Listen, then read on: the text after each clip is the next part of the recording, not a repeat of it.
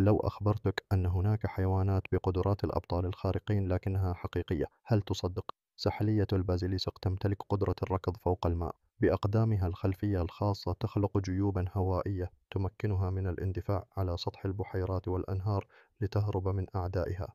ثانيا، الجمبري السرعوف مانتس شريمب يملك أقوى لكمة في الطبيعة، يضرب بسرعة الرصاصة، مما يولد فقاعة من الحرارة والضوء تقتل فريسته حتى لو أخطأها.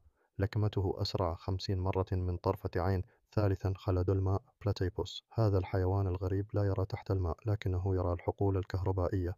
يستخدم منقاره كمستشعر فائق الدقة لاكتشاف الإشارات الكهربائية الصغيرة التي تصدرها عضلات فريسته. رابعا، قنديل البحر المتجدد تورايتوبسيس دوهرني لا يموت من الشيخوخة.